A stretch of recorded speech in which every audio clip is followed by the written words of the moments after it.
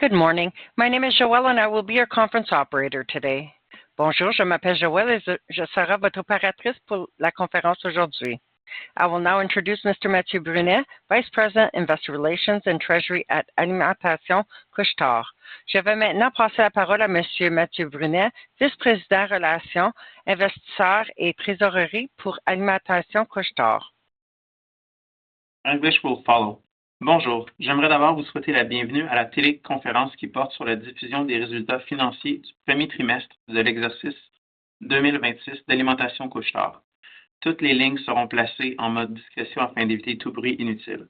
À la suite de la présentation, nous répondrons aux questions des analystes. Nous souhaitons vous rappeler que cette web diffusion sera disponible sur notre site Internet pour une période de 90 jours. De plus, prenez note que certains des sujets discutés au cours de cette web diffusion pourraient consister en des déclarations prospectives qui sont fournies par la société avec des avertissements habituels. Ces avertissements ou risques, ainsi que ces incertitudes, sont décrits dans nos rapports financiers. Il est donc possible que nos résultats futurs puissent différer des informations présentées aujourd'hui. Les résultats financiers seront présentés par M. Alex Miller, président et chef de la direction, et M. Felipe da Silva, chef de la direction financière. Good morning. I would like to welcome everyone to this web conference presenting Alimentation Couche-Tard's financial results for the first quarter of fiscal year 2026.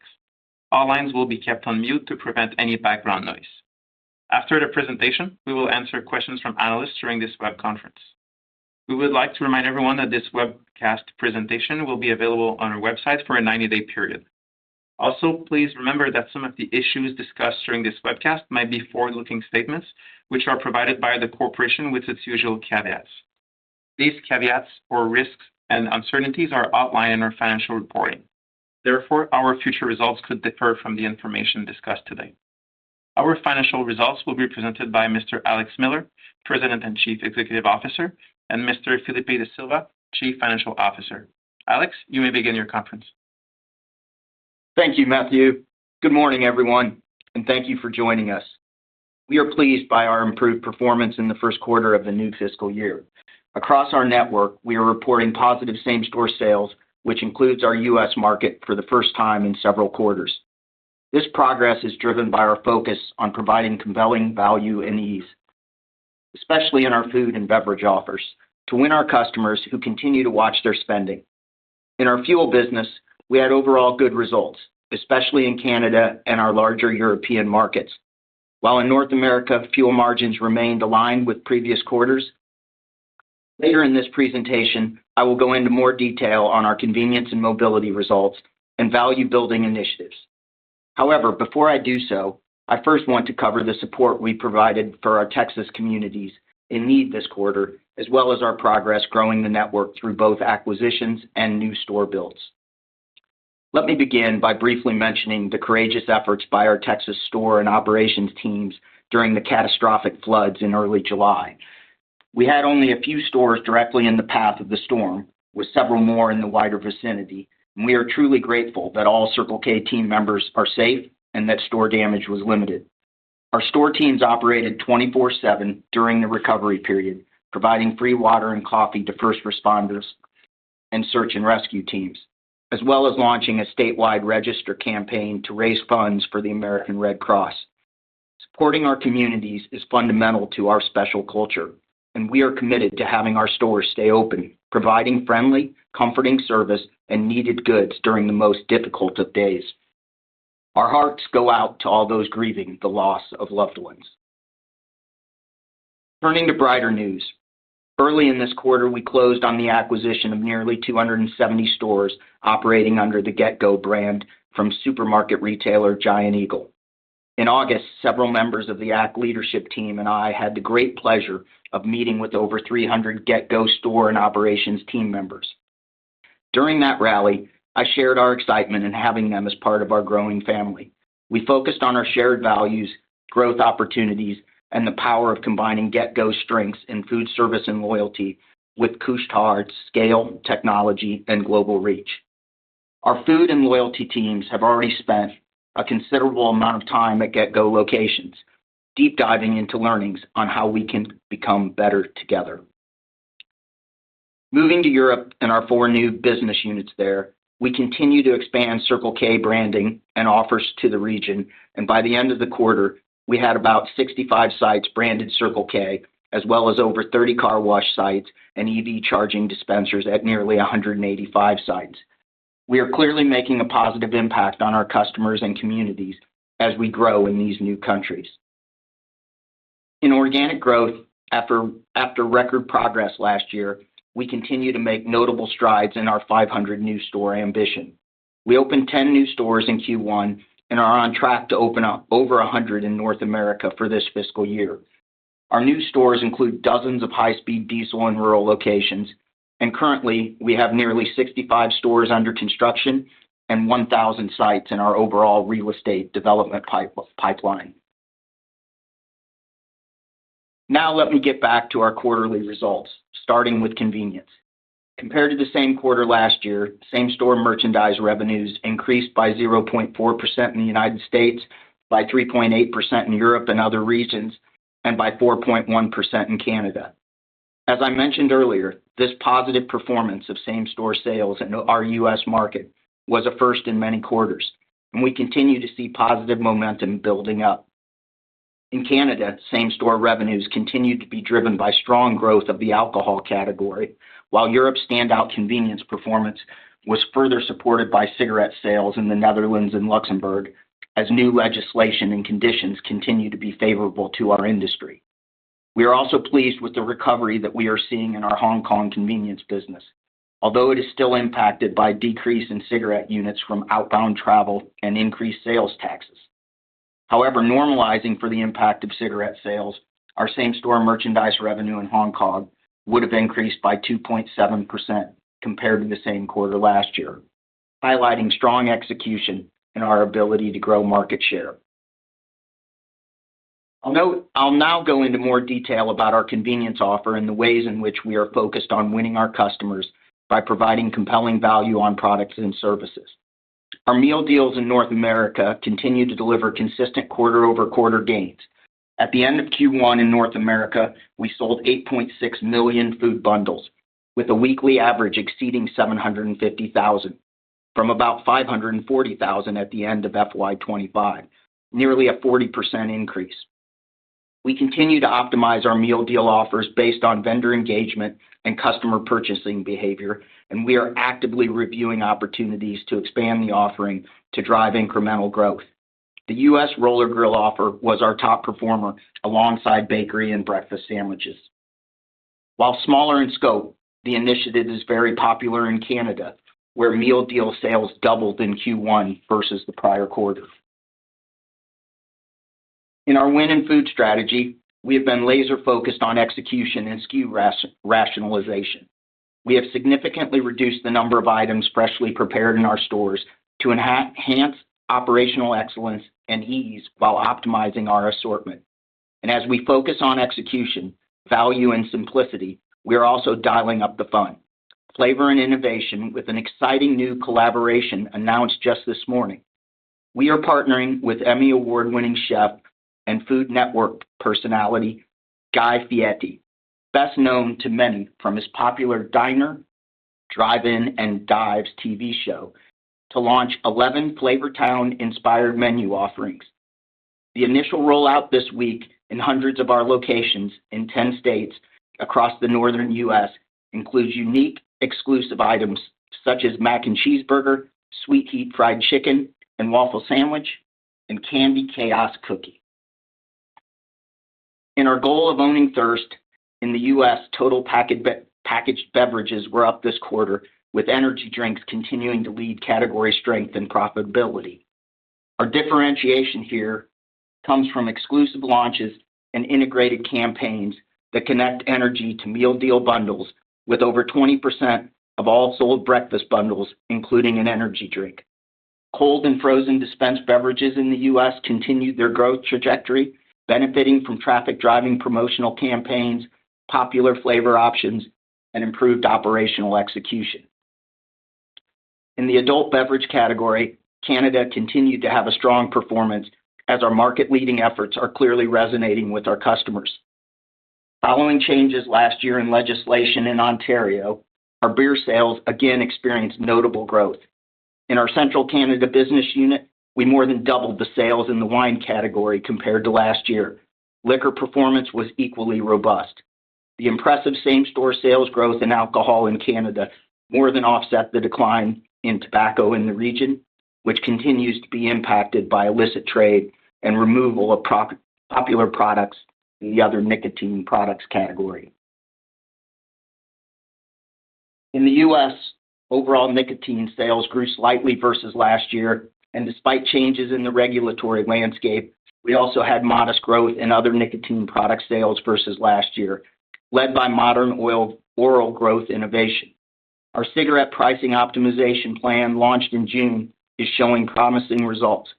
Looking ahead, we are improving space productivity, deploying industry-leading promotions, and expanding loyalty integration with age-verified enrollment up quarter-over-quarter. In Europe, we see signs of recovery in the nicotine category, driven by growth in other nicotine products, helping offset decline in combustibles. Legislation changes in cigarettes in the Netherlands and favorable competition in Luxembourg have resulted in positive nicotine performance as consumers increasingly shift their spending toward our channel. Turning to our loyalty membership programs, in the U.S., Inner Circle enrollments continue to grow, and we're at nearly 11.5 million members at the end of the quarter. We expect to see significant growth in signups as we expand the program this month to Texas, our largest U.S. market, leaning into recent advancements in personalization as well as gamification to drive urgency and excitement with our members.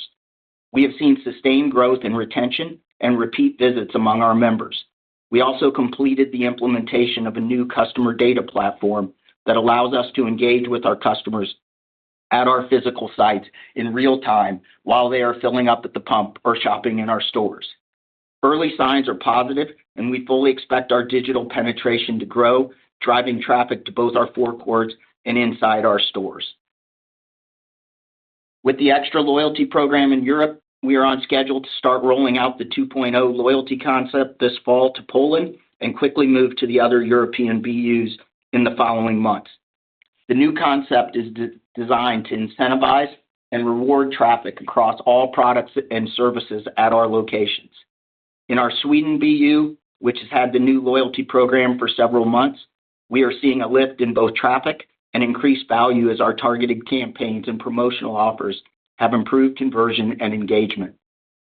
We are also working to expand our existing communication and personalization capabilities to our 4 new European business units. Moving to our fuel business. Same-store road transportation fuel volumes decreased by 0.9% in the United States and by 1.3% in Europe and other regions, while it increased by 2.2% in Canada. Overall, given market conditions, we see these as good results, especially in Canada and our larger European markets, as well as in the complex U.S. environment as we continue to work on building value from our fuel supply chain and serving our customers through lower cost sourcing options.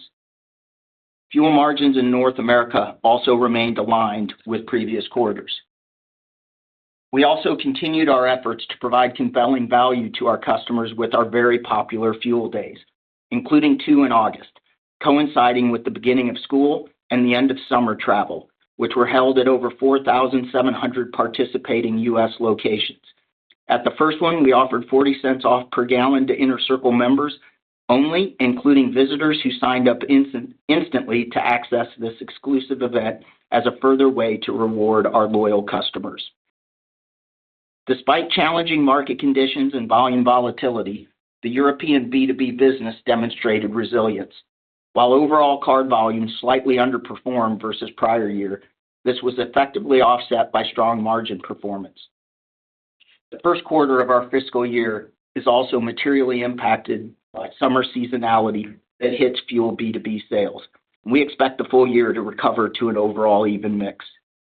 Growing non-fuel income remains a strategic priority as B2B transit charging volumes grew steadily, offsetting a significant share of accelerated fuel shrinkage. Bulk fuel volumes remained robust despite excise duty increase in Lithuania and intense price competition in Ireland and Norway. In the U.S., our B2B fuel share is growing as customers continue to see great value in our ability to offer consistency across our company-owned network to serve their business and provide a great experience for their drivers. Additionally, we expanded our B2B customers active in Inner Circle, allowing them to receive personal rewards for commercial fueling.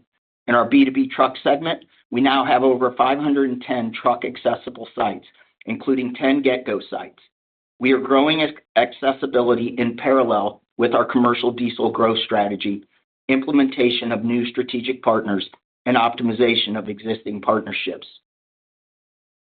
Our European EV charging network now comprises nearly 3,660 charge points, up over 35% year to year. Out of these, over 2,970 are Circle K branded charge points, and about 150 of those are chargers for trucks in Scandinavia. In Q1, we had more than 1 million charging transactions on Circle K branded transit chargers at our stations in Europe, which is a 50% increase from the same period last year. This increase is driven both by network expansion and improved utilization of our chargers. With that, let me turn it over to Felipe to dive deeper into our financial performance this quarter. Thank you, Alex, and good morning, everyone. We are encouraged by our first quarter results, which were partly driven by an enhanced gross profit margin resulting from better food program execution and reduced spoilage. Combined with our disciplined cost control and a sharp focus on efficiency, keeping expense growth below the rate of inflation, we are optimistic about operational priorities. Building on Alex's remarks, we are pleased to report that we broke the negative trend in U.S. same-store sales, with results accelerating as the quarter progressed. Food continued to post solid growth and shrink reached its lowest level in 8 quarters. Canada once again delivered strong mid-single-digit results.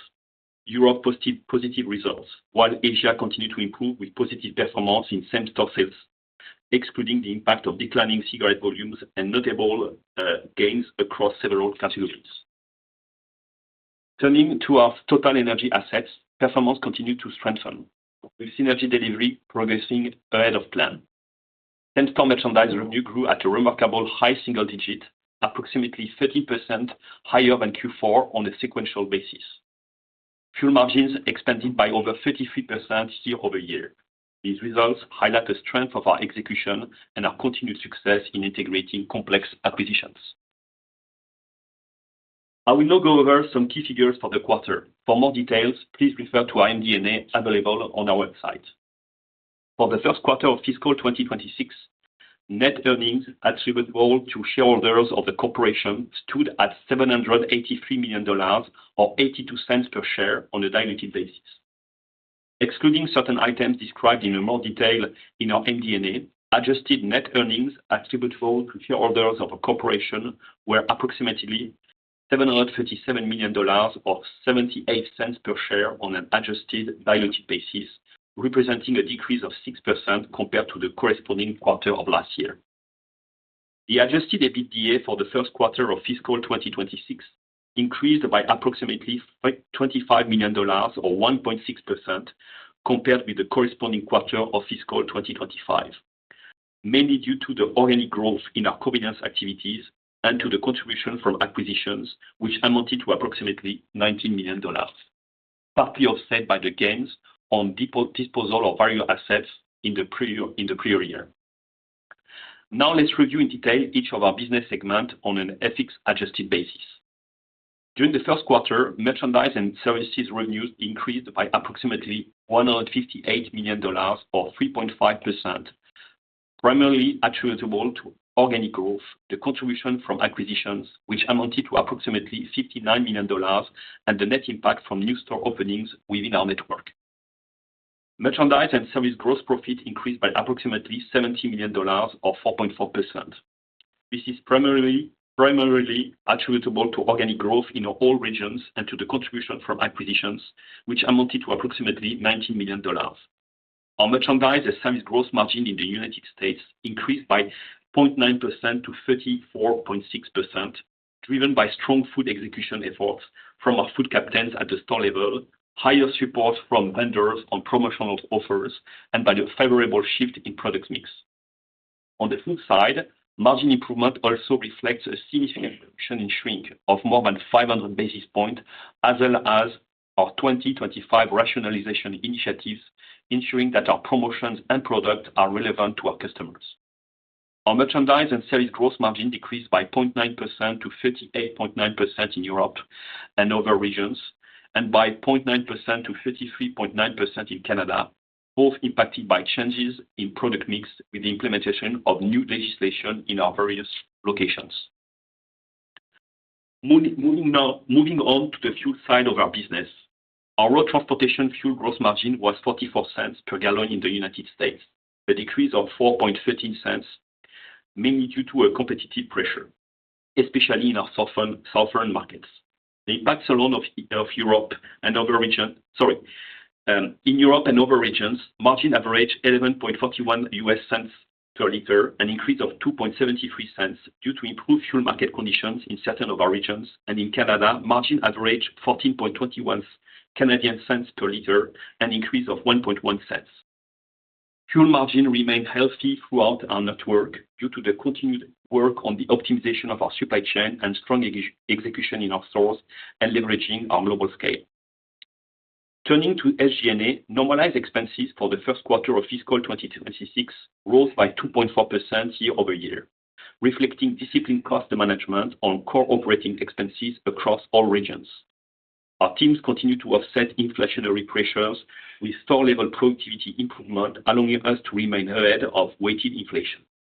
A large part of this outcome reflects the ongoing success of our Fit to Serve program, which is enabling us to run operations more efficiently while creating the capacity to fund the strategic investment that are driving our next phase of growth.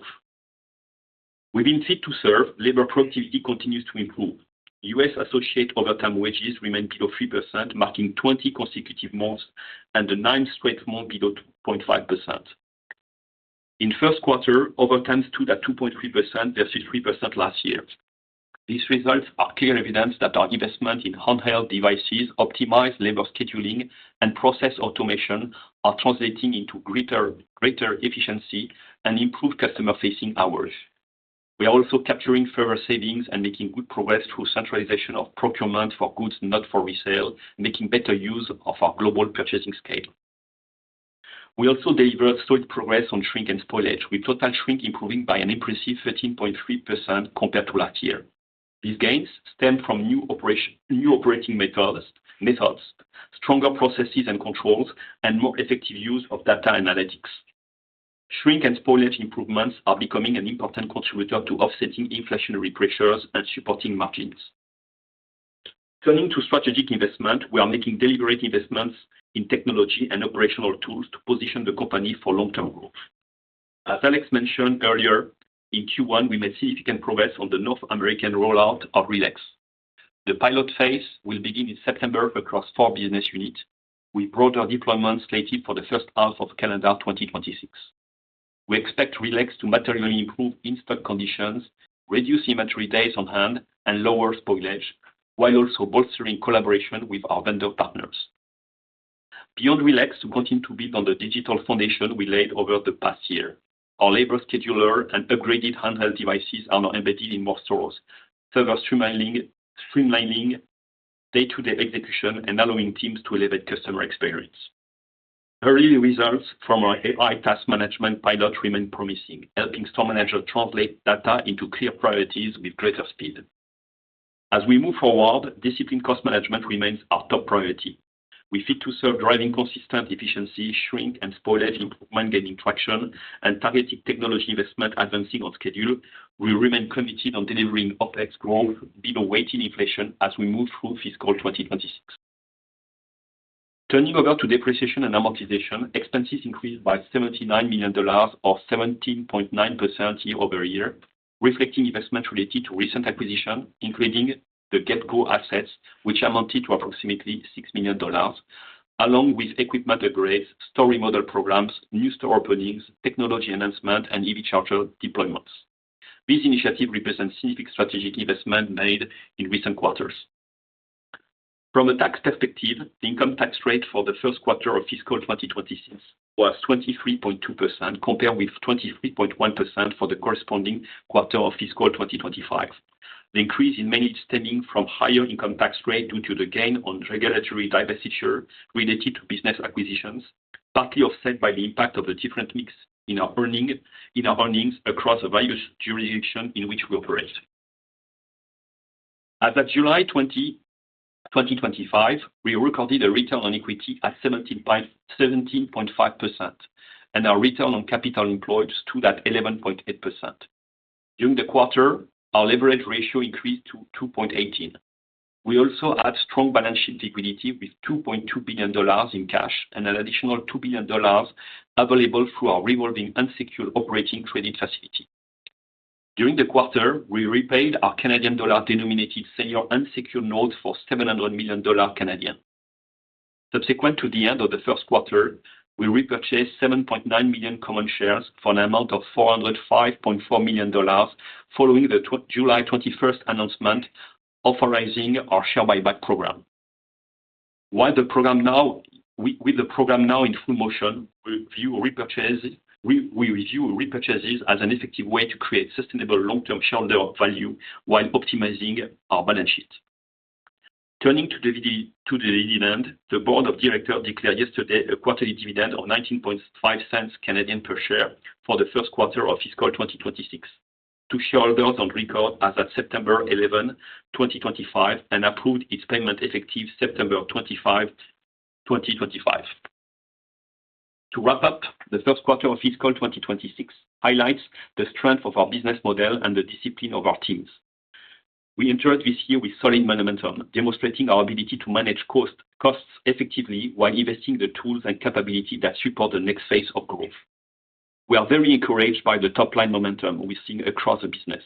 Our initiatives in food, beverages, fuel, and our enhanced loyalty program are delivering positive results, reinforcing the benefits of our customer-focused strategy. The diversity of our global network and the rigor of our operating model continue to provide resilience in an evolving environment. Looking ahead, we remain focused on maintaining firm control over expenses, deploying capital with purpose, and prioritizing investment that enhance our competitive position and create long-term value. This balanced approach positions us to strengthen the fundamentals of our business and delivering consistent results in fiscal 2026. I thank you all for your attention. I will turn the call over again to our President and CEO, Alex Miller. Thank you, Felipe. After many challenging quarters in retail, we are pleased to see progress in our convenience business as our customers respond to our value-creating initiatives. We are focused on getting back to easy at our location. This includes having our forecourts and inside store operations ready for our customers, simplifying execution of our food program, and increasing personalizations and savings in our loyalty programs. While challenging geopolitical conditions persist across our network, we are confident that our global scale, diversified business, and commitment to winning our customers will move us forward in our vision to become the preferred destination for convenience and mobility. On that note, let's turn it over to the operator to answer analyst questions. Thank you. Ladies and gentlemen, we will now begin the question and answer session. Should you have a question, please press star followed by the 1 on your touch-tone phone. You will hear a prompt that your hand has been raised. Should you wish to decline from the polling process, please press star followed by the 2. If you are using a speakerphone, please lift the handset before pressing any keys. One moment, please, for your first question. Your first question comes from Chris Lee with Desjardins. Your line is now open. Hi, good morning, everyone. I wanted to ask Alex, in the U.S., in the quarter, did you see an improvement in your U.S. merchandise same-store sales through the quarter? If so, what drove the improvement, and did the momentum continue? Is it continuing to Q2? Thank you. Yeah, thanks for the question, Chris. We did. Period 3, or the final month of the quarter, was the strongest top-line quarter or month or period we have had in well over 2 years, and that has continued into Q2 through P4, and we're now into P5. We've had 10 straight weeks of positive same-store sales in the United States and Canada. I think what's driving that is our kind of laser focus on our core initiatives, specifically around food. We grew food service 4.5% in the quarter. We grew food gross margin by 500 basis points. I talked in my comments about our food bundles and the continued trajectory of that and our ability to show and highlight value for our customers that they're really responding to. Our digital platforms are continuing to scale with a great consumer response. We grew enrollment in Inner Circle in the U.S. 11% quarter on quarter. We continue to see increased visits and heightened baskets from these customers. Our customers within Inner Circle, we grew merch sales by 4%, and we grew fuel gallons by 3% in the quarter. For us, the underlying environment, we haven't seen change much. We continue to see lower income, lower middle income consumers stretched, strained, really controlling their spending. That's really across all of our geographies. We fundamentally believe we're widening the gap to our competition and taking share. We grew cigarette sales 3% against the industry in sales in the quarter, as an example.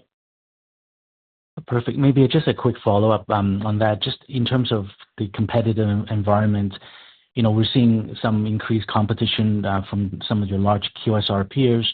How is that sort of impacting your business right now? And I think you also made some reference about increased fuel competition in the South. If you can sort of elaborate on what's driving that, that would be helpful. Thank you. Thanks, Chris. I think, as we stated, we're pleased with our fuel performance in the quarter.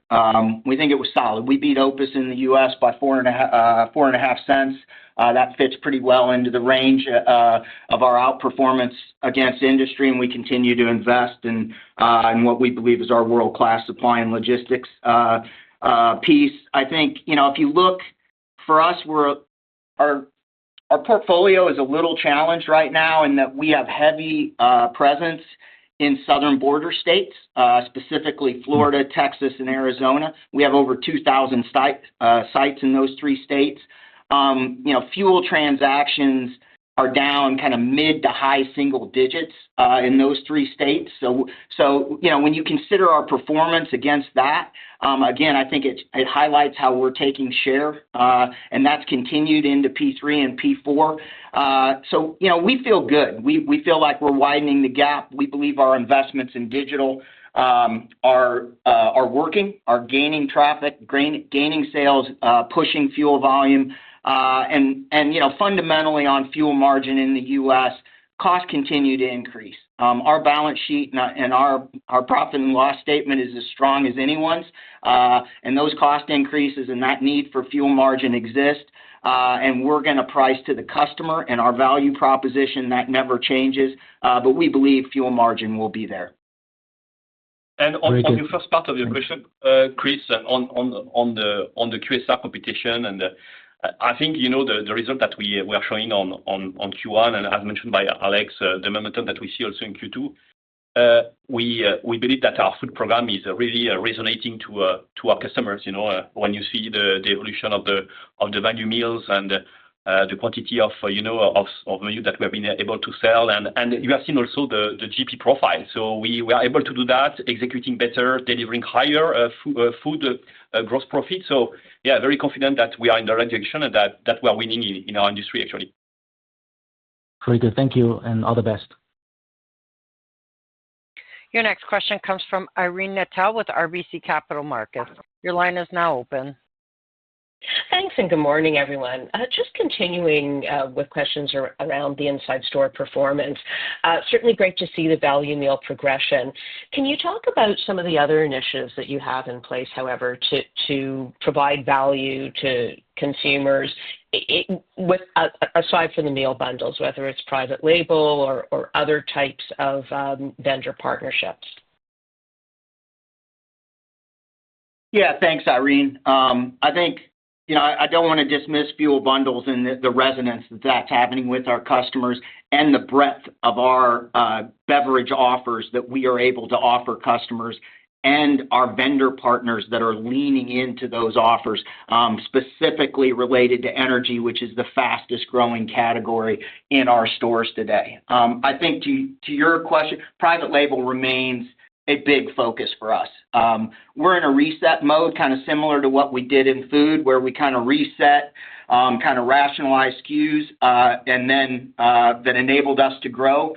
I would say we're in that stage in private label, and we will continue to focus on private label and grow private label. I think we also, as you look at cigarettes and nicotine and the promotions that we are able to run with our vendors, we are able to offer meaningful value across those things. Just here in September, we have a promotion with white nicotine where if you buy a tobacco product from us, with a couple exceptions, you can get a free can of Zyn, which is a white nicotine product in the U.S.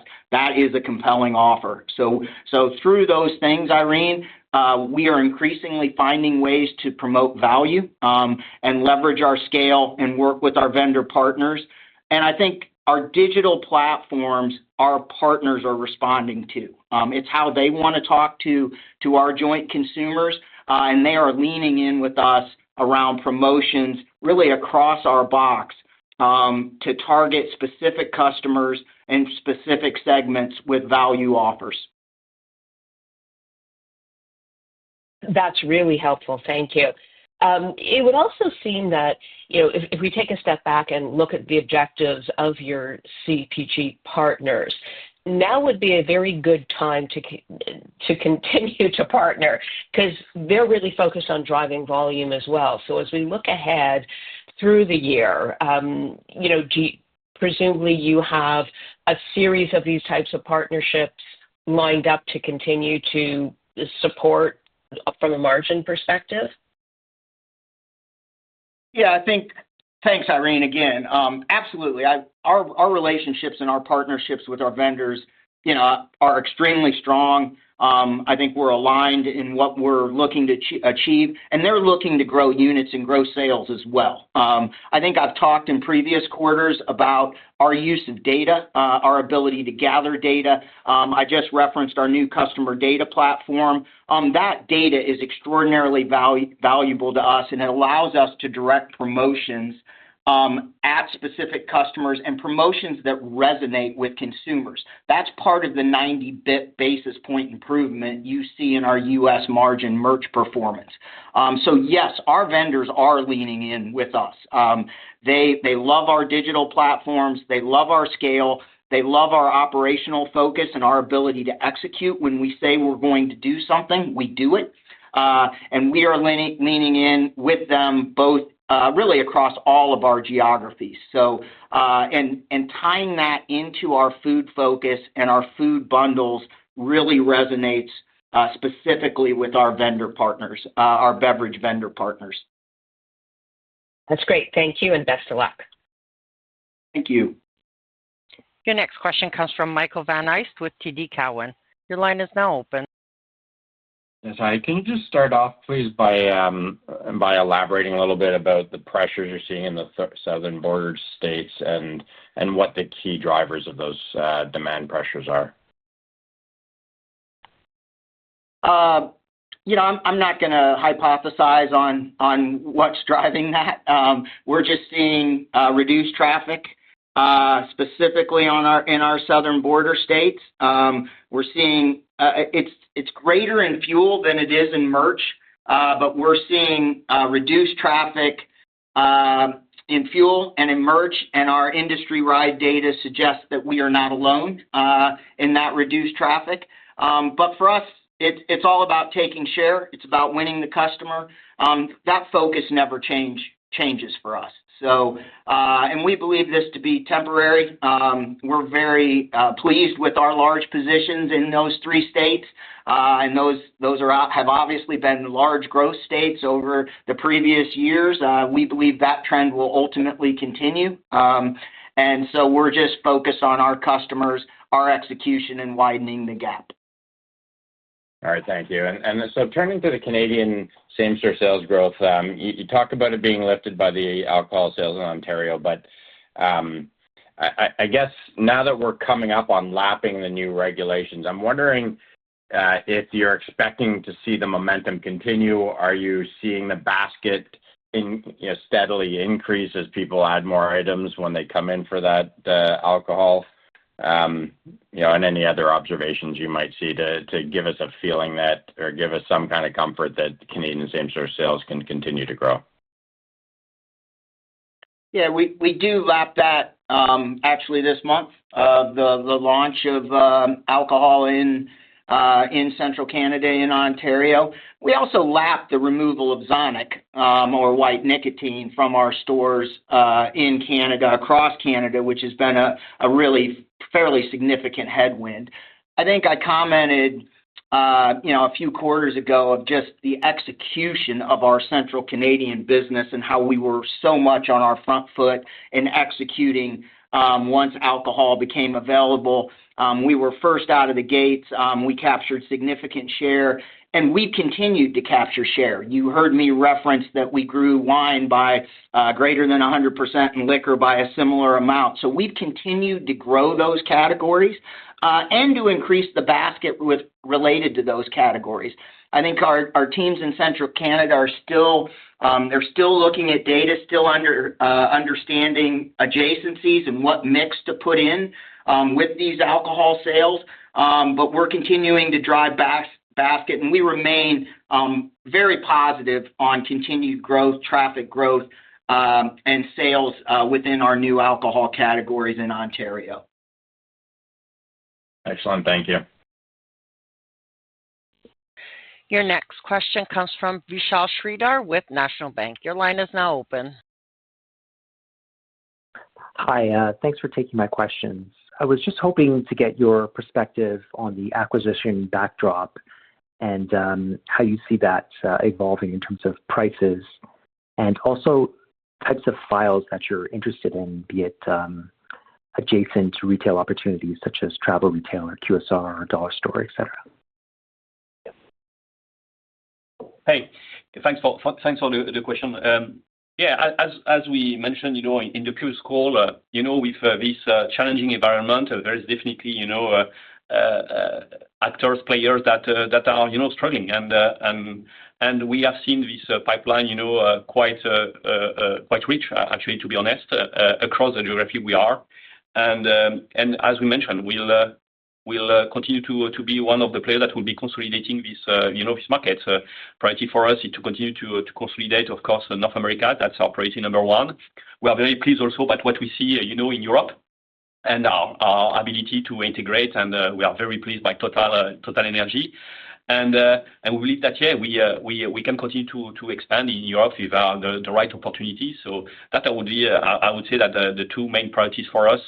And we know that there, with our, financial playbook, we can have a very strong returns. So that's definitely where we focus our priorities.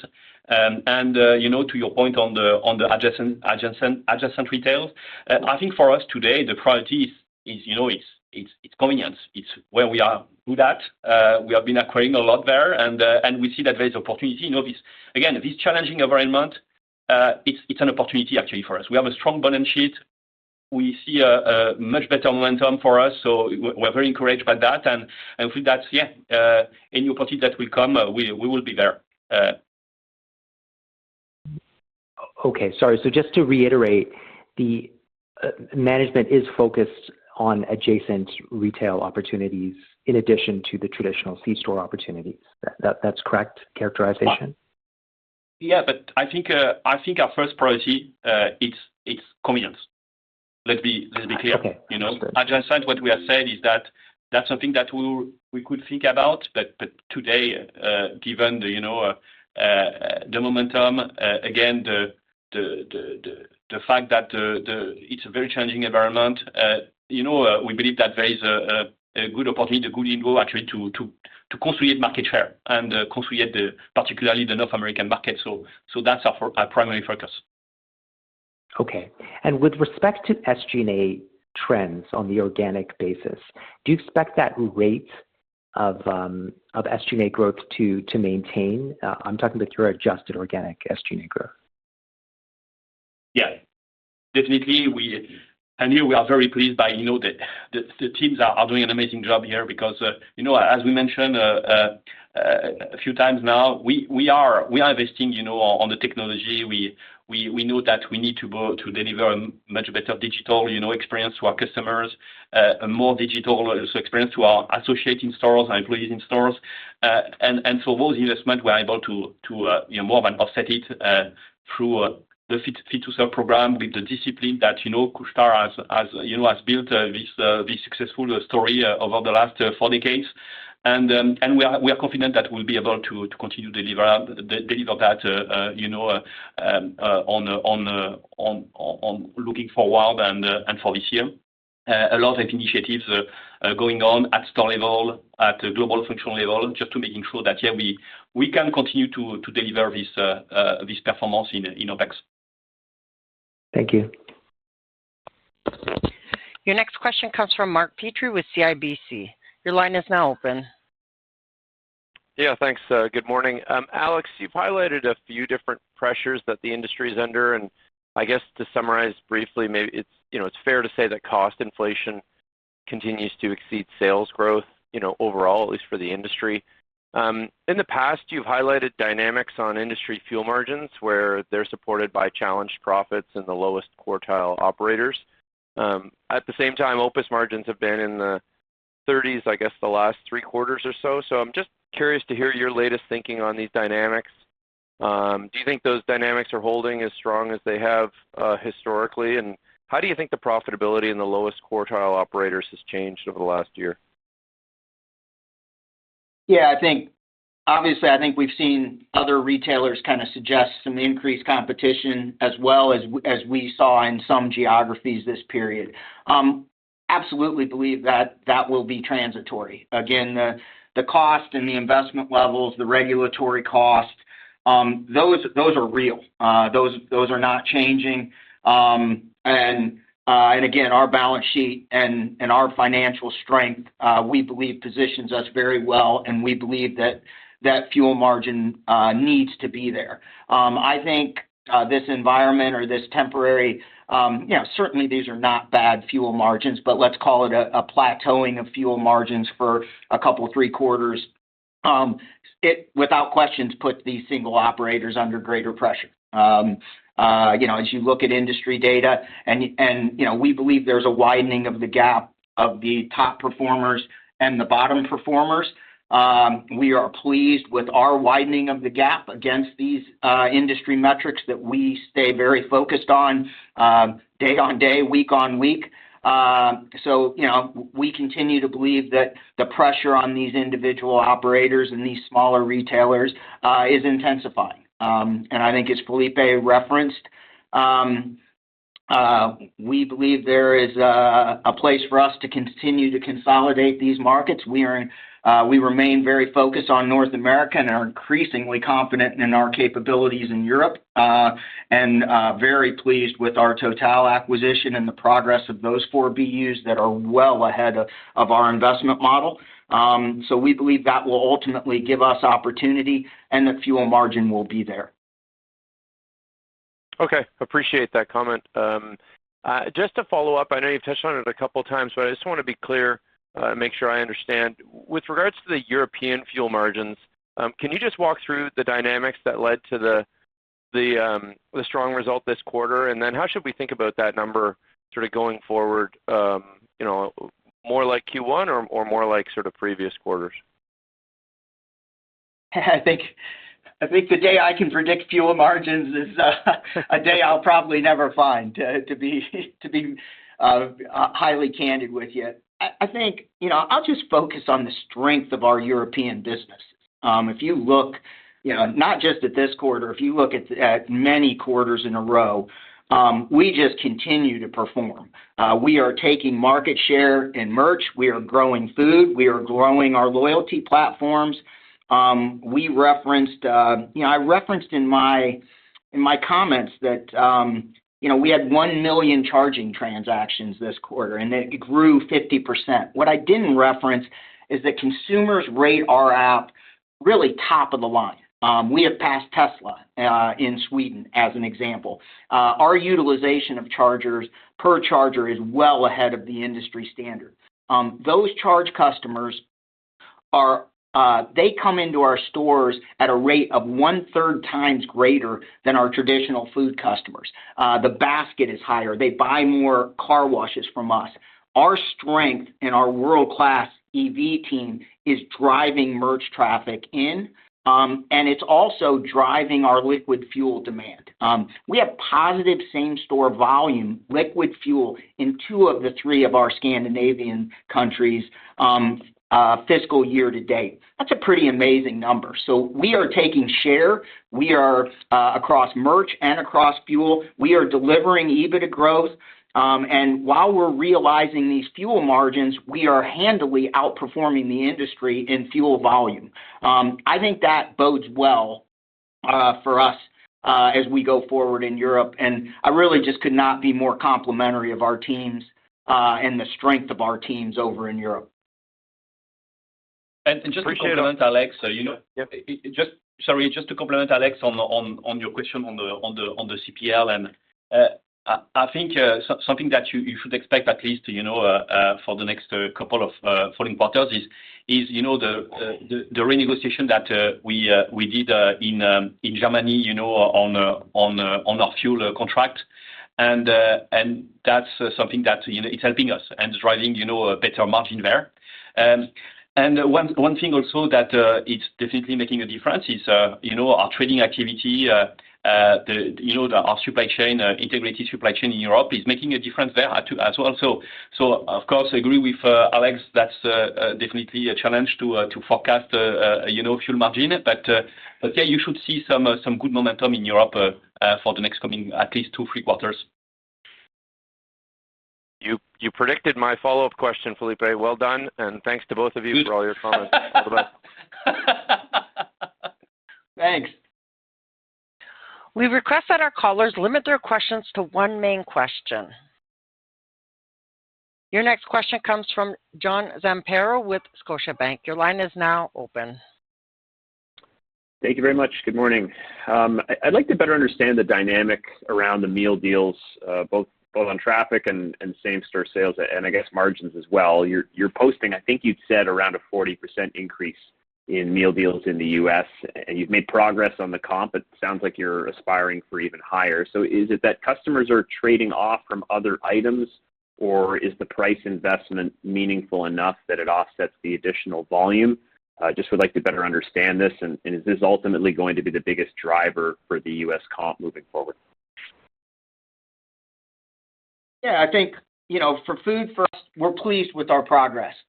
We believe we have an exceptionally long runway. Our food conversion in the United States is about 11% now. Our best business units in the U.S. are 20% or greater than 20%. We crossed over 24% food conversion in Europe this quarter. That's the highest it's ever been.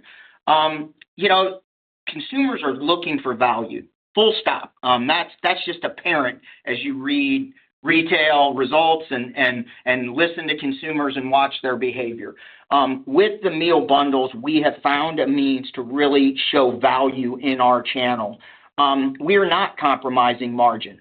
As I referenced, our vendor partners are engaged.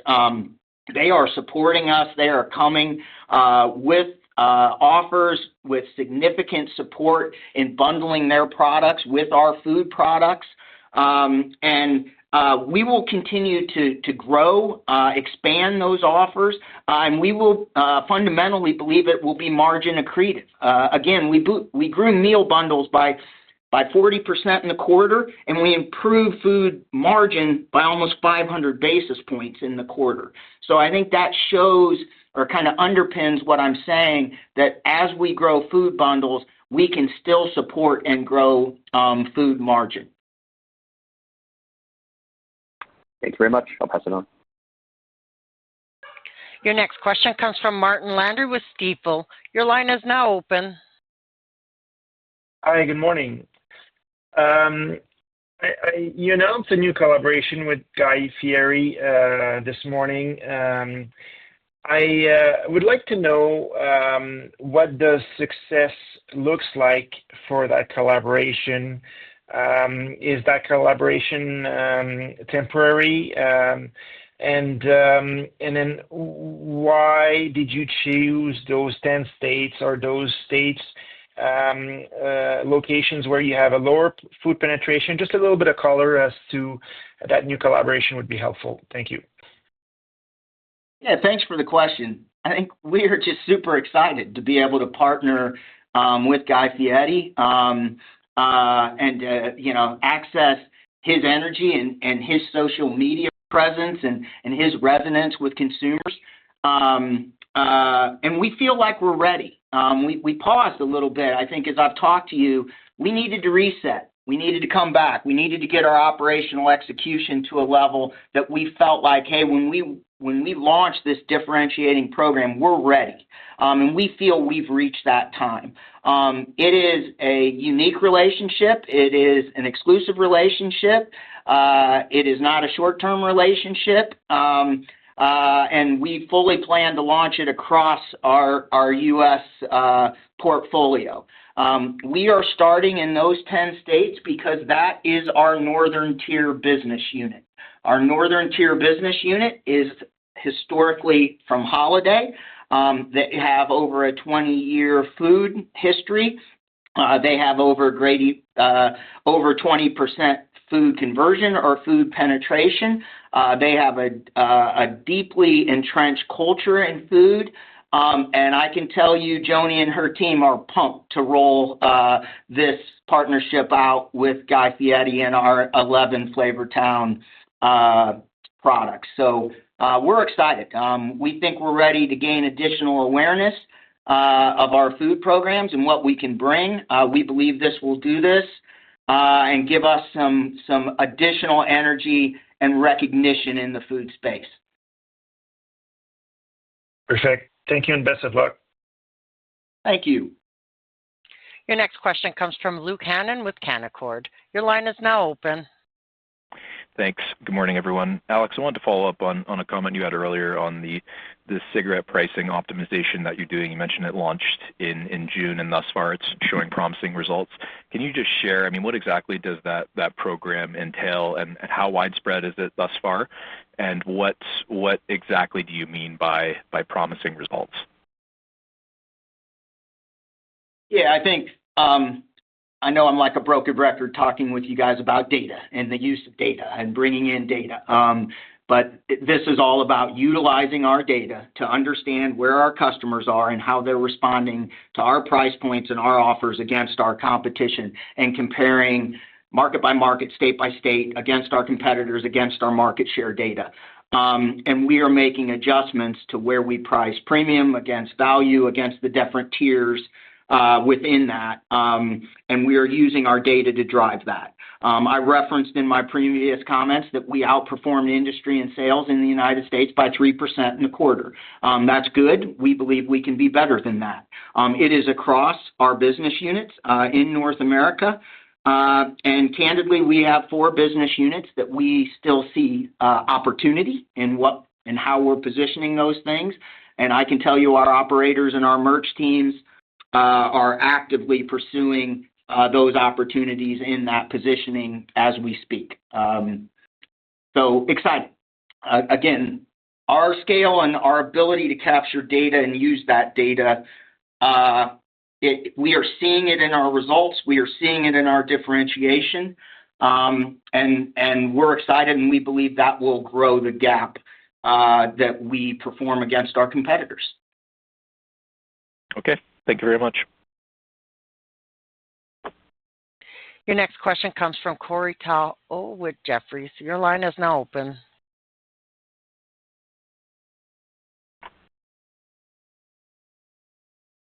Follow up for Felipe.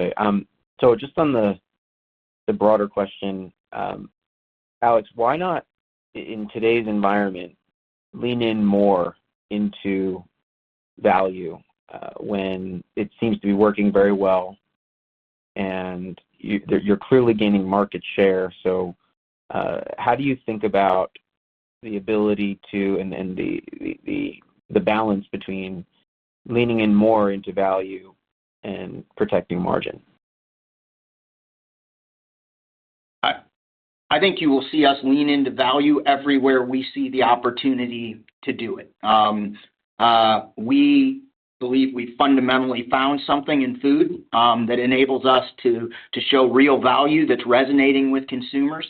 And I want to be clear, we're doing that not just in North America, we're doing it in Europe as well. I was in Norway last week, Felipe and I both were. I saw us leaning into food value and winning, growing transactions.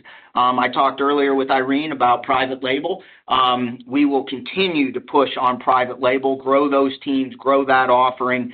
So I think your challenge is a great one to us as an organization. I can tell you we will lean into value everywhere we see the opportunity to do that in a compelling way that resonates with a customer. Okay, great. And then, Felipe, just on cost management and efficiency, what are some of the cost control measures or OpEx efficiencies that you see helping to benefit the business throughout the remainder of this fiscal year, and what might be the potential P&L impacts? Thanks so much. Thanks for the question, Corey. So I would say first it's leveraging our scale, on the GNFR procurement. We're just early stage centralizing the purchase of store supplies, or negotiating our consulting fees, payment, everything, capex. Also, looking at differently at sourcing, and having teams that are, just being a bit more strategic on where we buy, our stuff. So there is a massive opportunity for us, and we are just at the beginning of the journey. The second, I would say, focus for us is, is everything related to the back office. So that we have already built quite a strong shared service center, but we continue there, and we see some more opportunities. Leveraging the partnership that we have built with some, of the, I would say, specialists on this area. We believe that we can continue to optimize that, to centralize, to offshore activities. That's something also that we see. And the third component is of course labor in stores, and continue to optimize what we can do in stores there. So helping our employees in stores to be much more efficient, to focus on the customer facing activities, and trying to remove all this administrative stuff. So there is still a lot to do there. So yeah, very very confident about the pipeline, and as we mentioned, many times, we have this $800 million dollar objective over 5 years. Really believe that we'll exceed this target. We are really encouraged by what the teams are accomplishing, and the pipeline that we see. Great, thank you so much, and best of luck. Your next question comes from Etienne Ricard with BMO Capital Markets. Your line is now open. I'm sorry. Your next question comes from Mark Carden with UBS. Your line is now open. Good morning. Thanks so much for taking the question. So you guys mentioned that you're in a bit of a reset phase in private label. Could you provide some additional color on any particular categories of focus on this front? Have you seen any short-term headwinds to penetration? And then just what are you thinking about with respect to the timeline to when you could see this becoming a more consistent contributor to your margin? Thanks. Yeah, thanks for the question. I've talked with you in previous quarters about supply chain, and supply chain matters for private label. So we'll open our 3 new warehouses next 6 months, then we'll go to phase 2. Supply chain, our investments in supply chain will further underpin and enable our private label piece. I think we needed to reset on what SKUs, placement of those SKUs, procurement of those SKUs, and we've done that now. So within our plans, it was that resetting of those areas, and specifically this is in the United States. I think we grew private label 8-9% in Europe this quarter. Canada continues to look good, and we're growing private label. So when I talk about the reset, I'm really talking about the United States. I think we we will invest in private label and identify private label SKUs in any category that we see across our portfolio where we can provide a compelling consumers and the consumers respond to that. And we can realize a cost of goods basis that makes sense for us. At the end of the day, private label will be margin accretive. It will not be detrimental to our margins. We have never experienced that. So I think the combination of investment in our supply chain, the resetting of our private label portfolio, and I think over the next, let's call it 24 months, you will begin to see that penetration heighten. And it is an area we are talking about investing further in, really with human resource across the group. Great. Thanks so much. Good luck, guys. Oh, thank you. There are no further questions at this time. I will now turn the call over to management for closing remarks. Thank you, Alex and Felipe. That covers all the questions for today's call. Thank you all for joining. We wish you a great day and look forward to discussing our second quarter 2026 results in November. Ceci met fin à la conférence d'aujourd'hui. Nous vous remercions d'avoir été parmi nous. Souhaitons une agréable journée et au plaisir de discuter avec vous de nos résultats du deuxième trimestre 2026 en novembre prochain. Vous êtes maintenant invité à mettre fin à cet appel. Thank you, everyone. Thank you. Ladies and gentlemen, this concludes your conference call for today. We thank you for participating and ask that you please disconnect your line.